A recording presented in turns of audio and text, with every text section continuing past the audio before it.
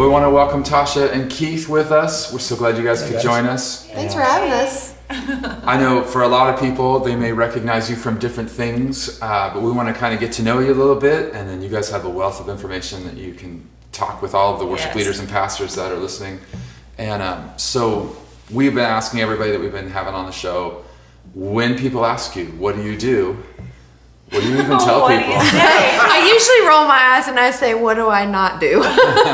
Just being a mom and doing music and, just on a personal level, we have some properties we manage. It's like I have so many things going on at one time that I feel like at some point one ball is getting dropped, if not multiple balls, and I just have to pick which ones I'm going to allow to drop that day. As long as my child is fed, we're usually good to go. Keep the baby alive, you're good. Yeah. What do you say?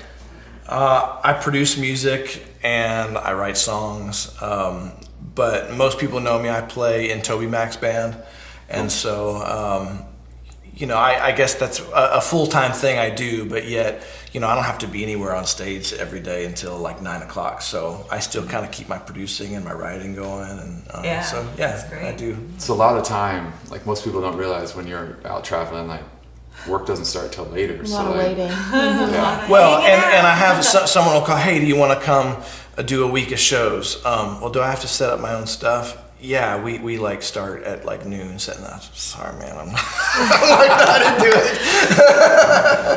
That's awesome, living the sweet life. Yeah, I know. I feel real spoiled, but that's Well, kind you of. have other things going on. Yeah, and I'm a trumpet player, and that's kind of a unique thing that I do. I play on people's records and things. Cool. So I've been in Nashville 10 years now. His claim to fame is that he was in the Ohio State marching band. I'm just gonna let you guys Are you serious? Hello, That podcast. is so cool. Ohio State marching band. Oh wait, We just lost all of Michigan right there. Yeah. no one in Michigan is gonna listen to this. I love how any of the things that I may or may not have accomplished, that's the thing. Grammys, you keep Dove coming back Awards. to. That's- Ohio State. Yes. It is football season, right? Yeah. Yeah, they're doing well. So. That's amazing. So then obviously you guys are married and have worked apart, and one of the things we want to talk with you about is like, how do you make that work? Obviously you're busy, and then for you traveling with Toby Mac, that takes you away for long periods of time. Keeping your relationship And- solid. Yeah, so many people here in town, Nashville, their spouse leaves and they're gone for long. So how do you? One of the benefits I have is that Tasha's actually, her touring experience is way more vast than mine. When she was singing for Katy Perry, she was out for like 4 or 5, 6 months at a time, and so way worse. So there's a lot of empathy and understanding for when I'm gone. Yeah. And then too, Sometimes I'll say you just need to go to your bunk and take a nap. Like when we're talking, and I'm like, babe, just go to your bunk and take a nap and call me back. Call me later. Yeah. and it used to be harder actually before we had kids in some ways, in that now she has this 2-year-old distraction running around. I don't have as much time for it. So before it's like, I've been out of pocket for 3 hours.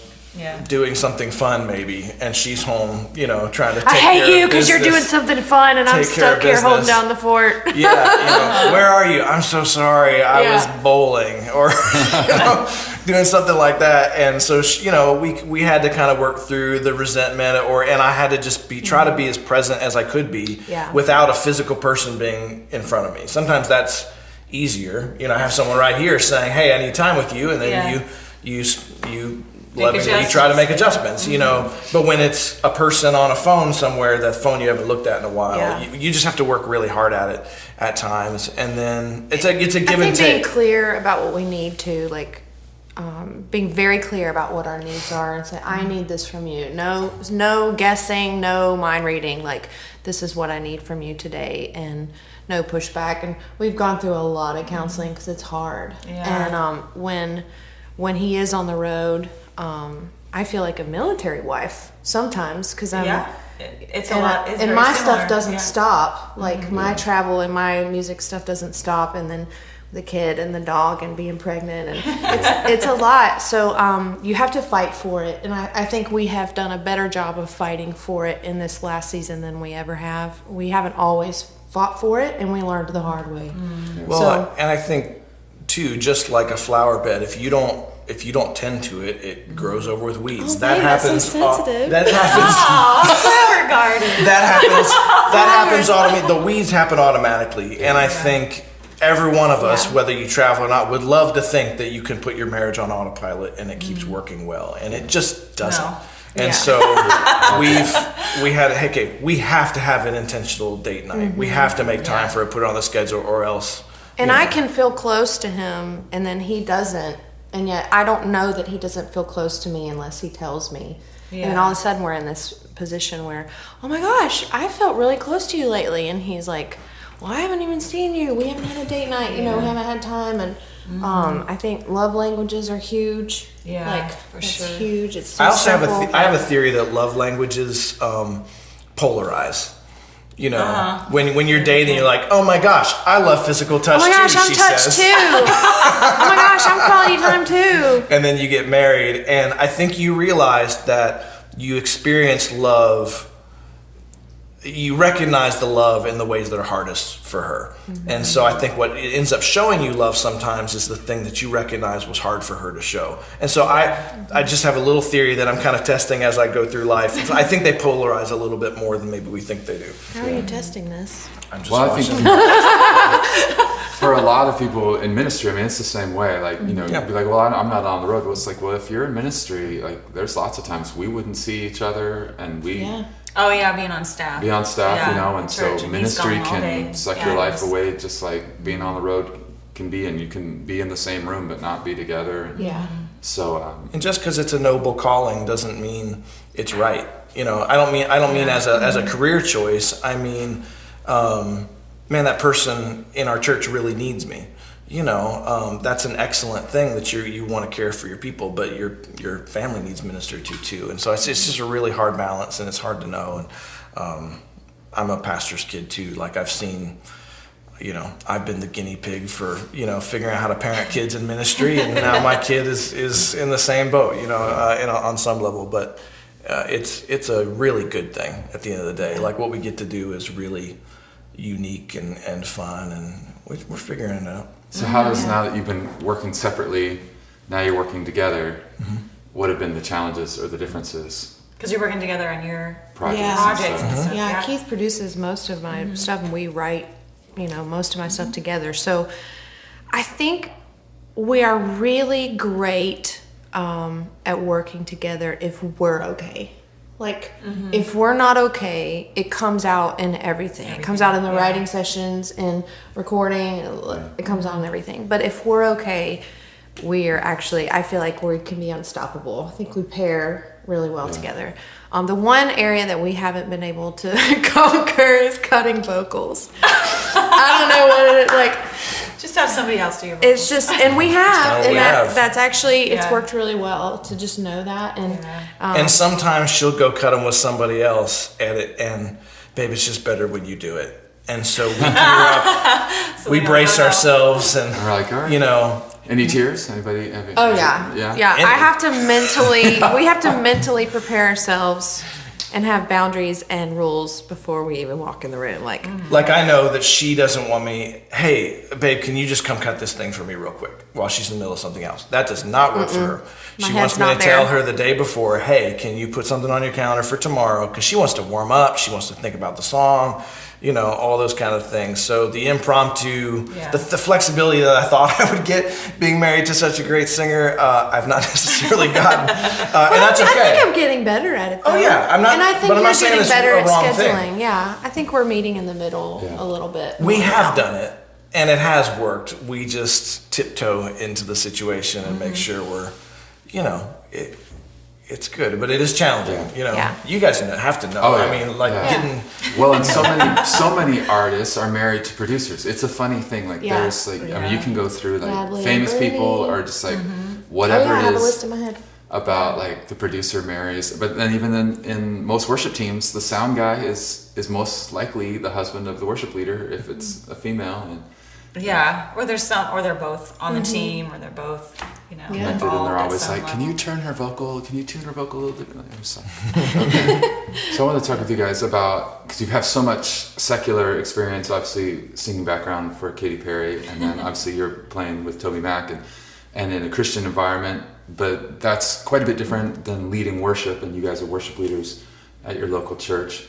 How has that been an adjustment, or what kind of things do you do in one place that you don't do in another?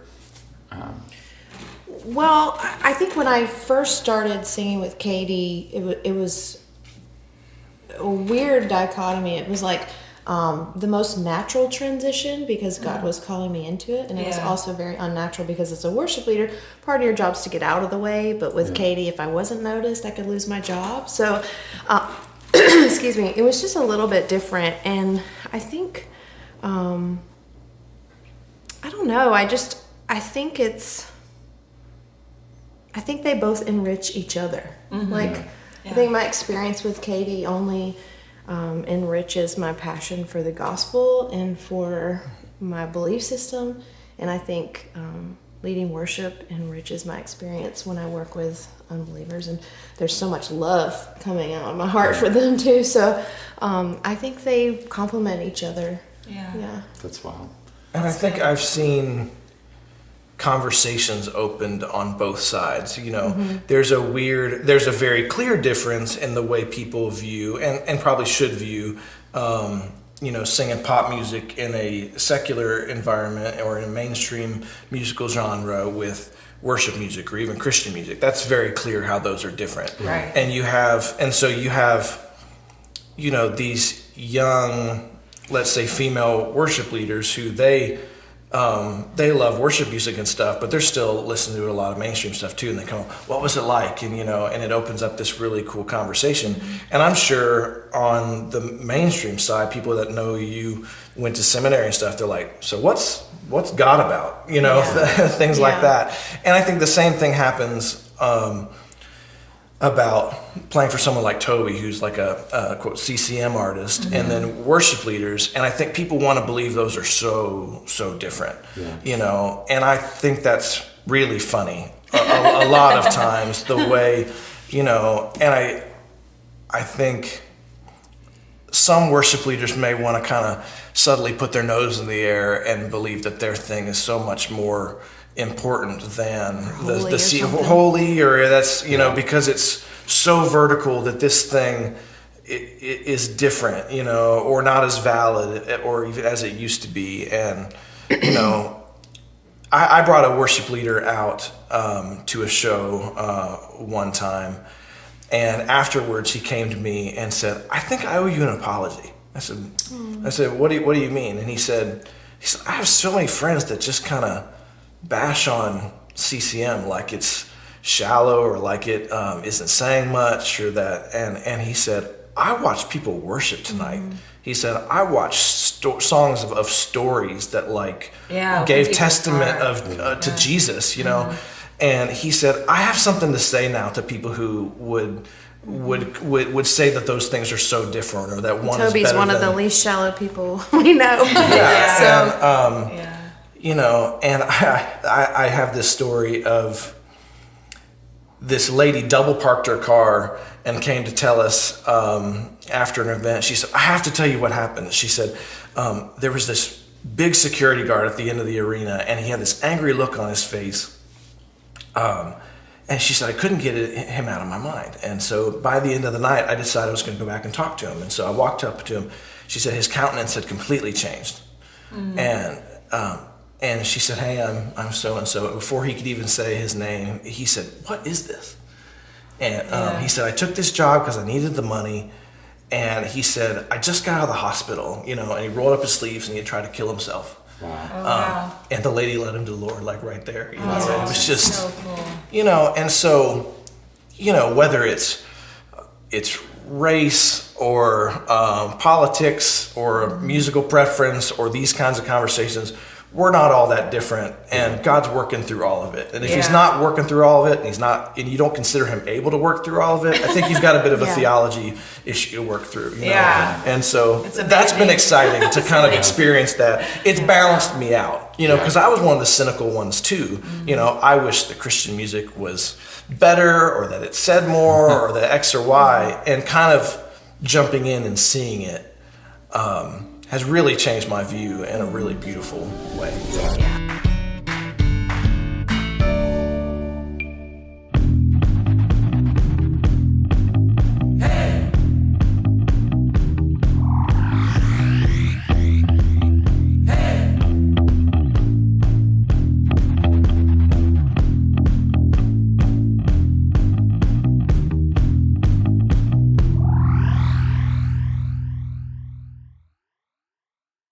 So Keith, you play a lot of auxiliary instruments. I play a lot of stuff, yeah. So in churches, there are a lot of churches that have they'll have like a flute player or a trumpet or a violin, or they're like, how does this work, and how do we fit them in? Because if we don't say anything, they'll just play the entire time. Right. So what would you say to a worship leader or to somebody who is one of those people that plays an auxiliary instrument at a church? Like, how do you compliment, and what's your mentality going into it for picking your parts? Sure. I first and foremost, I think most people think about the instruments they play too much, you know, instead of giving voice to the roles that those instruments play and can play.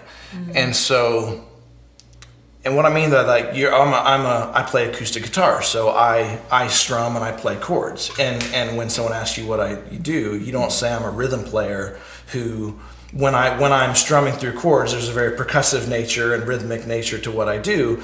That's what I do. I fulfill the rhythmic nature, and I give some tonality to the chords of the music. I mean, reasonably so. I'm a keyboard player, but what can a keyboard player can do? I can play melody lines. I can also play chords. I can help, layer a bass thing. Like, everyone can think more about how to be an arranger on your instrument instead of just thinking yourself as a lead guitar player, or playing the physical thing in your hand. And so I think what that does is allows you, with whatever instrumentation you have, to realize, I need rhythm, I need chordal, I need some melodic help in there. And how am I going to get those three things with what instrumentation that I have?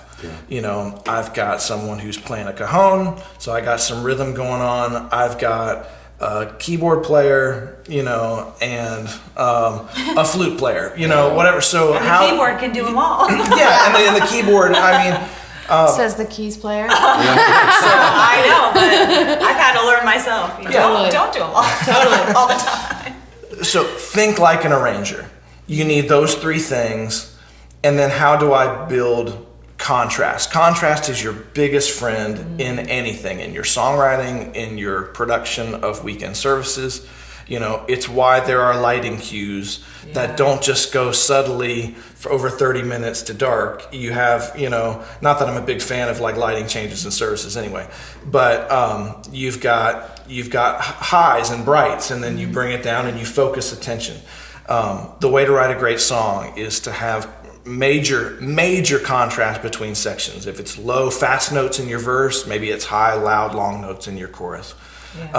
If you want your chorus to sound great, maybe one of your instrumentalists is supposed to sit out in the verse so that there's more sound going on. If you've got a flute player, maybe she needs to sit out, or he needs to sit out until there's the melody line, so you're not playing all the time. Like, to think like an arranger. Think of the whole. The best drummers play other instruments because they're not thinking about the cool thing they're doing. They're thinking about everything. What is the whole sound? And the person, the musician who can take themselves out of what they're doing and sit on, in the risers and listen to what's going on and figure out how their thing plays into it.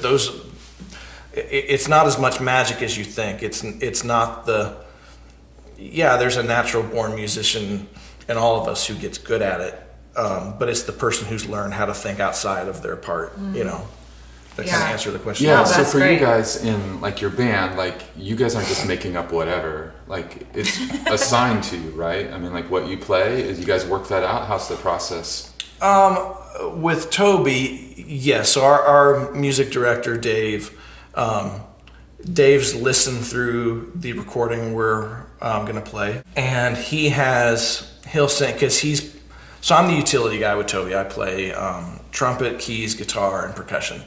And so Dave plays keys. And so Dave's going to decide what he's going to play. Yeah. Hey, if you'll also cover that string thing, or Tim's going to play acoustic guitar, you're going to play electric guitar on this song. And so what I'll take his initial instructions. He gives me big picture. I want you to play that string thing in the chorus, and then there's a thing in the bridge. And then the rest is kind of left up to me, like what also can I do? One of the first instances, hey, will you play this? There's a song called Backstreet Driver. It's got this bell hook.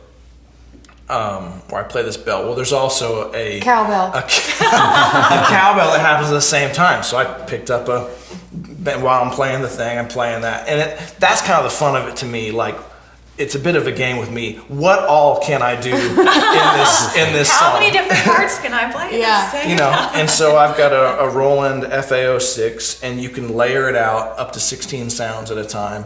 And I literally I've virtually switch patches once, maybe twice in a song, and all the different parts are split out into different parts of the keyboard. And so beyond that, and then I don't even know what the original versions sound like anymore. Like, the versions that I know are the ones we play live, and we've elaborated those, and I'll do something, and maybe that in rehearsals that sparks someone else to do something else.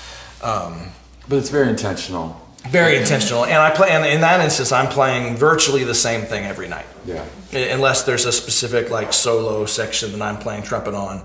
I mean, we don't flex very much. Yeah. So the creativity happens in the beginning, and then it becomes more of a replication. And explain MD, because a lot of people, the term MD to them is the guy in their in-ear saying, "Here comes the verse," and that is an MD. But like, you're talking about somebody who's actually directing how the music goes. Yeah, it's a musical producer.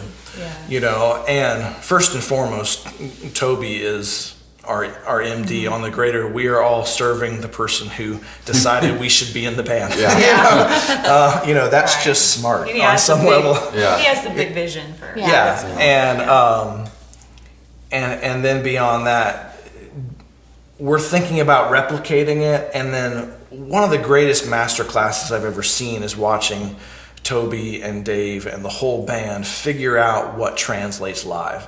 We spend so much time we do have support tracks, but there's 9 people on stage. So, I mean, we're doing most of the heavy lifting on stage, but there's things that are just hard to pull off. There's a kick drum sound that's layered in with the real drums to make it sound big, or there's a part that's less playable as it was like a producer's, grand experiment in the studio. That gets played live. But if there's this big verby clap, someone will say, "Hey, turn that up. That's really exciting." Or if there's, "Hey," in the track, "turn that up." That'll get the crowd to respond certain ways. So you're thinking like a producer. The MD is thinking like a producer and trying to get it to translate live, make exciting arrangements.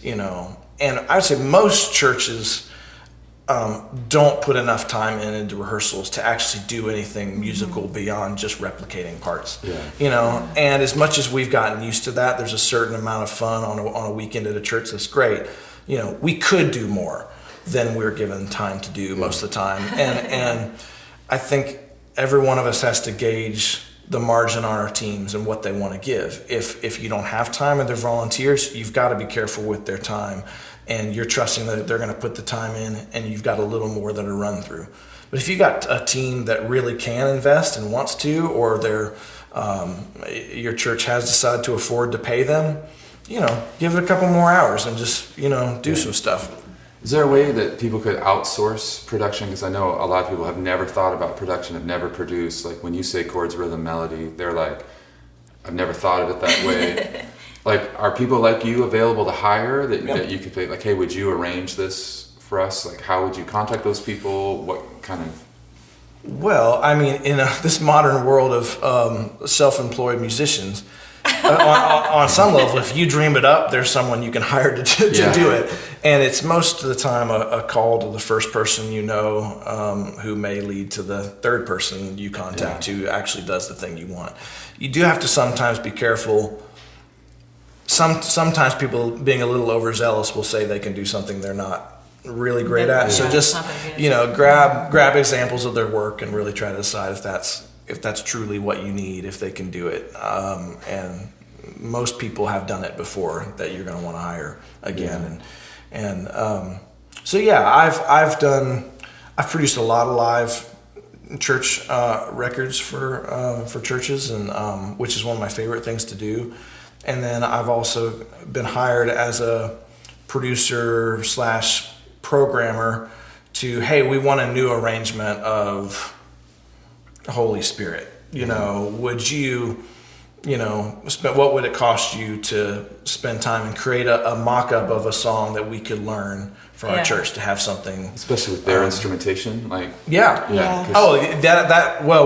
doing that for Christmas right now at Church of the City, where the last 2 years. 2 years ago, we did like a Motown kind of thing, like Donny Hathaway this Christmas. Last year was like New Orleans jazz band. Yeah, we had sousaphone and we've had syrupy Christmas strings and percussion and stuff. Well, this year we're going almost a cinematic, classic Christmas feel, like Voices. Home Alone meets, this and that. Bing Crosby. And so it'll open up with this. So Nathan Knuckles and I, Nathan and Christy are our favorite people to help us through our marital worship leader married to artist. They've been really kind to us, talking with us about that. But Nathan and I are doing a lot of the musical arrangements, and it opens with just 2 minutes of, I don't know what the video is going to look like. I picture drones over Iceland as this, and then it'll open up to an 80 voice choir with like a pipe organ and dulcimers and things, and then go into and then one song. I'm not going to give all of it away. I don't know how many people go to our church for. Not that it really matters, but. It'll go into a modern worship song that we'll have colored to be a little more Christmas. And so just a good example of an internal team that is trying to do something special in that way. But yeah, a church that, hey, when I was at Fellowship Bible Church, once a month we would try to do like a color weekend where we ditch the normal instrumentation and intentionally try to find something that was a little completely different. Yeah. That's so great. When you get stuck with the norm, like the same instruments every week. Yeah. I think people just kind of put it on autopilot, and music, even the congregation. Music is such a tool. Yeah. You want to use everything at your disposal, and music can be a way to grab attention and bring focus to something, whereas they might be really used to like 2 fast songs, 3 slow songs with electric guitar or piano, all the stuff. And all of a sudden, if you start out with a song with a cello or something, and it could be the same song that they heard last week. It's inspiring at that point. Yeah. Instead of rote. There's this. We all, most of us know the song "Girls Just Want to Have Fun," like in its original, boppy 80s thing. A couple years back, I heard this real minor piano version of it done, and all of a sudden, the phrase "Girls Just Want to Have Fun" was like tragic. And like, it was just, but the way you package something allows you to look at it from the other side of it. And maybe there's a totally different way, the same way we interpret scripture sometimes, there's where we see new things on it, or we see the nuance. Sometimes when you slow it down and read it slow and meditate on it, it's different than reading it through fast and saying, I've heard that a bunch of different ways. Different translation. Yeah. Like, if you need to breathe new life into something, they say with creativity, if you need to breathe new life into your art, change your tools. Similarly, if you need to breathe new life into your song, change your arrangement. Make them hear it different. Slow it down. Put it in the sky's the limit. There's so many things you can do. But one of the tips of musical pros is to know where your limits are and stay away from them. Don't show your hands. Some people might think I'm one of the best trumpet players in the world, which I'm not. But I can tell you that I know what I can and can't do, and I don't do the things I can't do. And then I practice. I practice to expand what I can do. Yeah.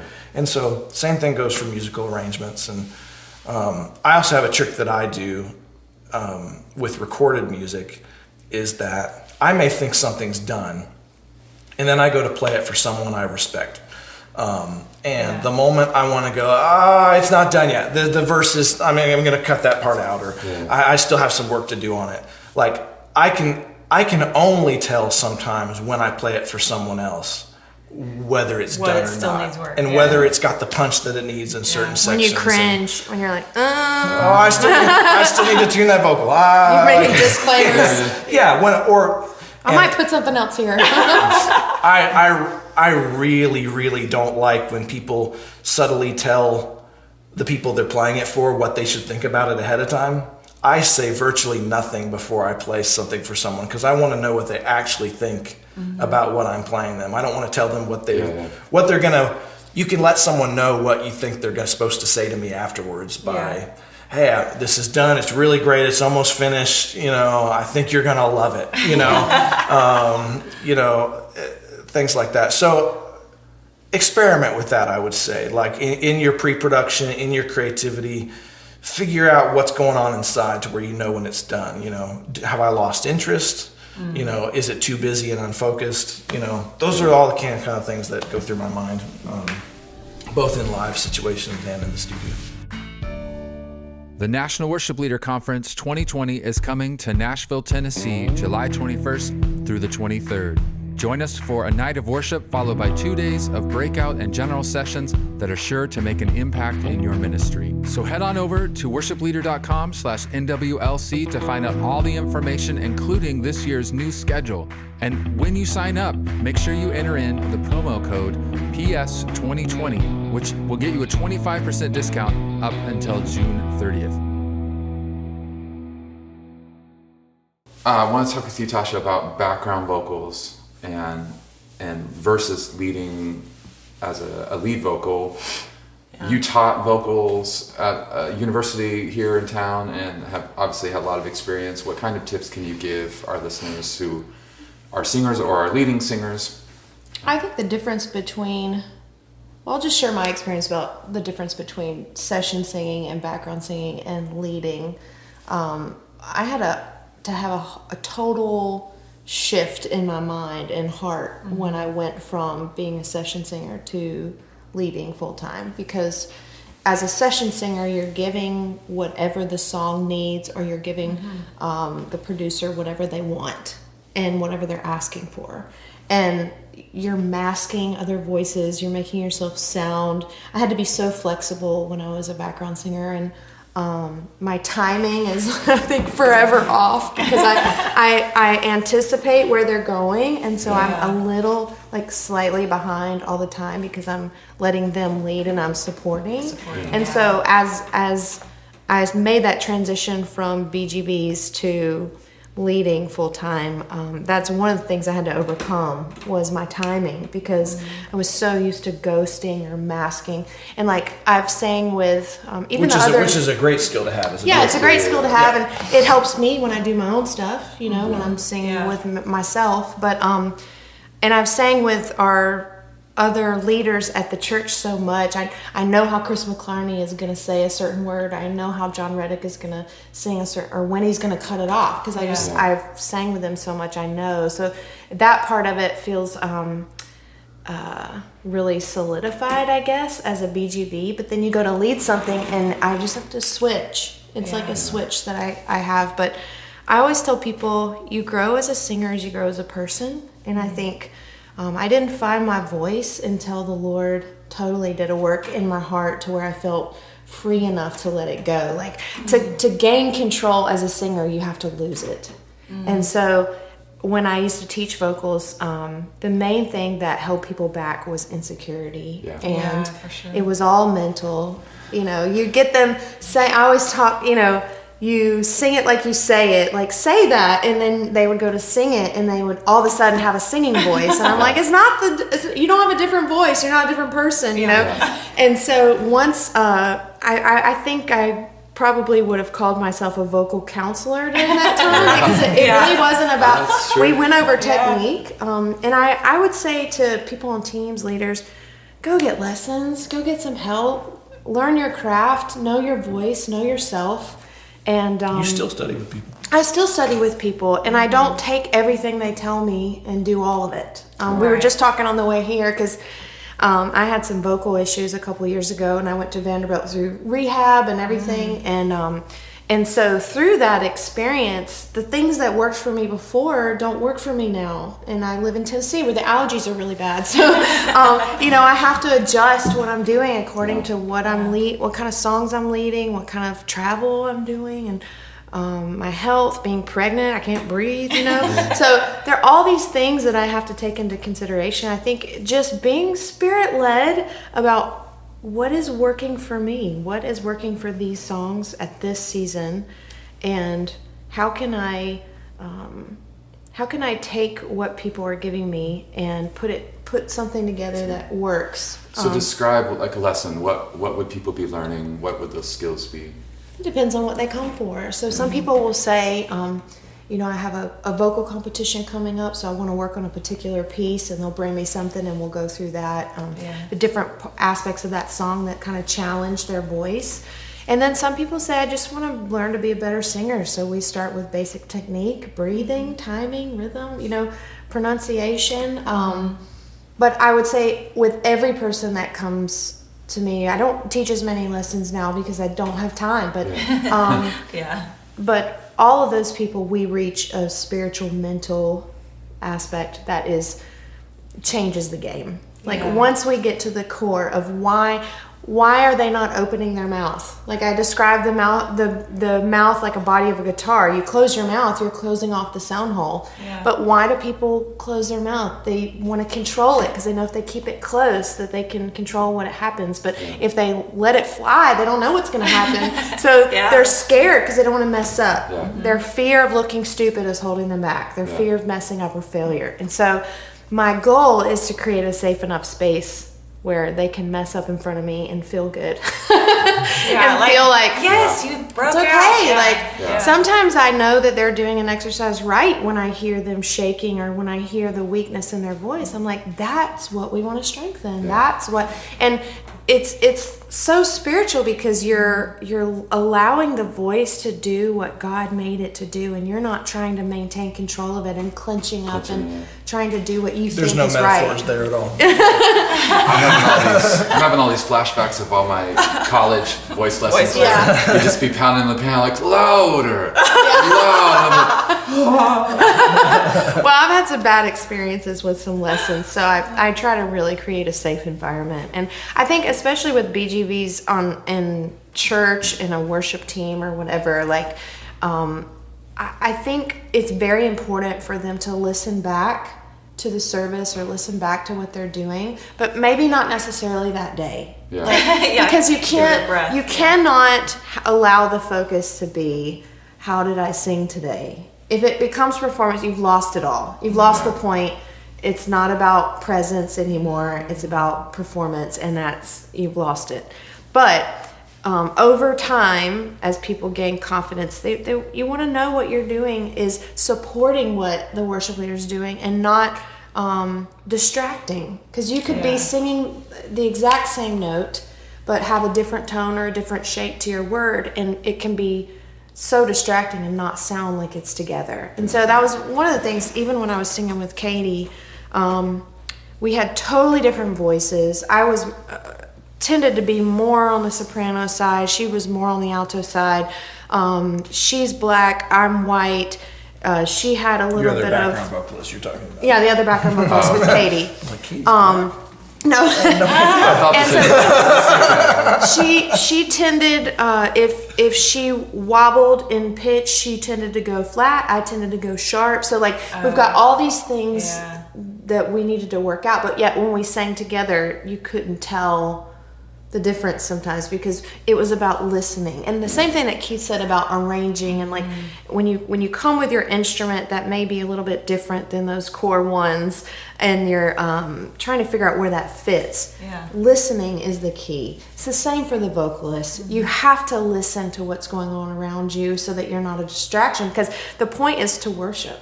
Yeah. And when it is time to stand out, when you are leading that song, balls to the wall, you better hit it. Yeah. You better get it. You better sing it out and own it and have confidence, because that is like, God has given us a sound to release freedom and deliverance, and like that comes from us. He uses us to do that. And so I think one of the things that that grieves me when I go to a church and I'll train a worship team or whatever, like we do weekends with churches and stuff, when I walk in and I see how timid the singers are. They're so scared. They're so scared to make a mistake. They're so worried about their body language on stage. And, you know, what do I do with my hands kind of thing? Like, hide behind a tree or something. They're so like caught up. And I'm like, well, number one, your focus is on yourself in that regard. If you're thinking about those things that much, you're not focusing on the right things. And, you know, one of the things that I tell people is like the Bible gives us such a model of worship, like clap your hands, all you people, shout for joy, shout with triumph, bow before the Lord. We lift our hands, we cry out to God. Like there's so many physical things that are mandates in Scripture to worship. And if we simply use those as our guide, like we're doing it not as a point of manipulation, but as a point of submission and obedience. Like I'm going to, not manipulation, but modeling. We're going to model the right things about worship to the people. And in that sense, it takes, I think it takes some of the fear away. Like when singers are like, oh my gosh, I'm so afraid to lift my hands. What is my shirt going to do? Wear a longer shirt. You know what I mean? Like don't wear anything that's going to inhibit you. Like don't wear high heels if you're, you know, worried about falling over. Yeah. If you want to jump and dance, don't do that. So, I think one of the things that I would say is just, you grow as a singer as you grow as a person. Do whatever you can to grow yourself and your craft. Yeah. And then let it fly. Yeah. Let it go. Yeah. I think a lot of leading is not putting stuff on, like you said, manipulation, but it's taking stuff off in the sense of like you're putting off fear. Yeah. You're being like, if nobody was here, how would I worship? And then that freedom, like you said, leads to the freedom of the people. And the emotional connection to what you've been asked to sing, or like to really spend time connecting. As a producer, most of the mechanical things you would like people to be doing different while they're in front of the mic work themselves out when a person actually connects to what they're singing and why they're doing it, who they're communicating it to. Yeah. If you can get people off the mechanics tend to work themselves out. And I think it's hard sometimes for people to really stop and ask themselves the why. Why this song? Yeah. Why was this line written, and what does it mean to me? And I don't think some vocalists go there. Yeah. You know, they're singing a thing, or they're mimicking the way they heard it sung before, or they're copying the things they've seen other people do, instead of really internalizing it and communicating. It's all about communicating something, you know. And it's such a privilege for singers that our instrument is us. You know, it's such a privilege and an honor and a really creative way that God made us uniquely special. I think a lot of singers, they think themselves lower than other musicians because I don't play piano or whatever. Right. But that's not the case. It's so special and unique what God has given singers, and I think that I wish that I could just infuse all the people I meet on a daily basis with just confidence and courage and boldness, and to know that, like, just go for it, just try. Because part of the reason they can't do, you know, some of the technical things is they just don't try because they're too afraid. Well, in addition to all the training, you guys make music and have music out there for people to listen to. And so I think we're going to take a small break and maybe have you sing something. Awesome. Great. So, all right. Thanks again for coming. Thank you.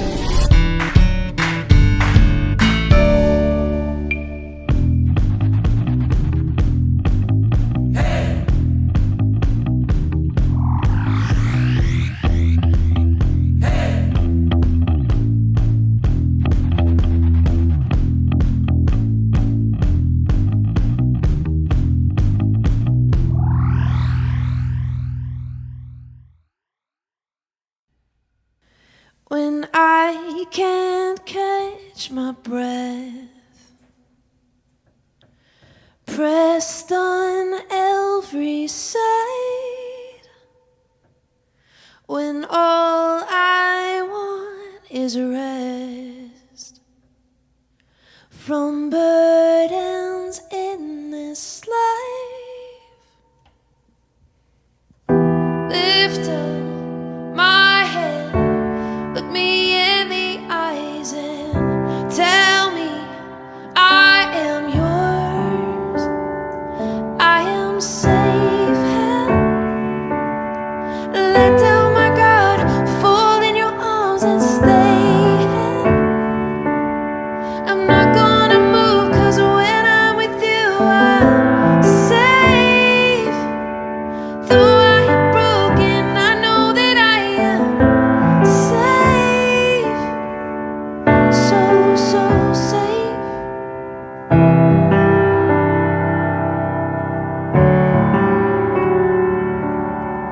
I don't have to try. I'm effortlessly yours. There's no need to fight. Help me to rest you, Lord. I am safe. Let down my guard, fall in your arms and stay. I'm not gonna move, 'cause when I'm with you I'm safe.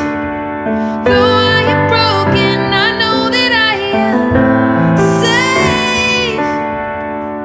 So, so safe.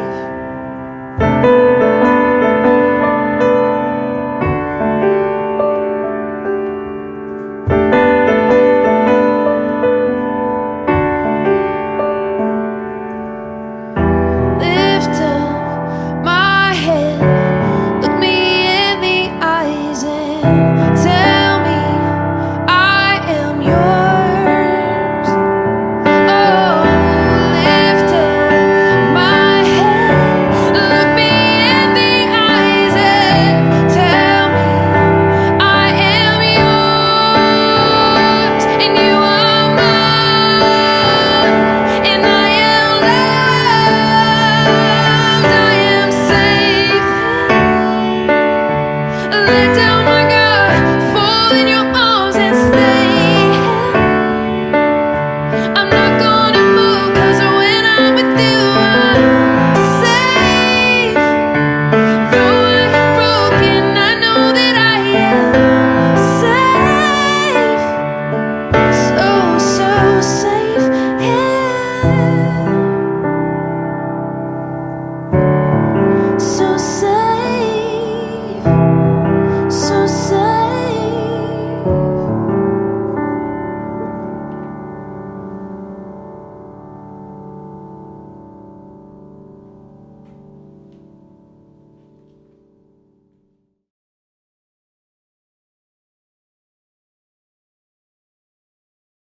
Hey guys, this is Keith and Tasha, and here is my worship leader fail. So my throat had been sore, and I made some tea in the morning. I made some throat coat, made a double, let it steep a long time, honey, the whole 9 yards.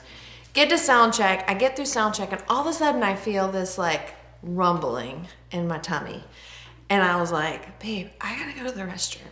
Well, the restrooms in this church were not backstage. You had to go out the door, all the way around the church and to the lobby. So here I was running back and forth, all sound check to the bathroom. And we get to the first service, and I'm like, I don't know that I can make it through this service. Like, something is happening in my body. I don't know what is going on. So then I even told the person who was singing with me, if I hand you my mic, you're on, because I don't know that I can get through this service. I'm having trouble keeping a straight face. I know. So then by the end of second service, I think, I don't have anything left, y'all. Like, I have gone to the restroom 1,000 times. And I get home and I look on the counter, and I had not drank throat coat. It was Smooth Move, which helps you go to the bathroom. So, anyway, all systems clear.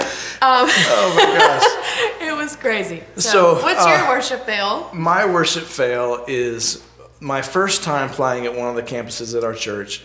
I go down to play keyboards, and we had a really good rehearsal, and I popped my phone up over on the side, and I propped it up against the mod wheel and everything, and so I sat it there and everything, and I start playing, nice pads behind the worship, the pastor who got up to give announcements and pray for the service.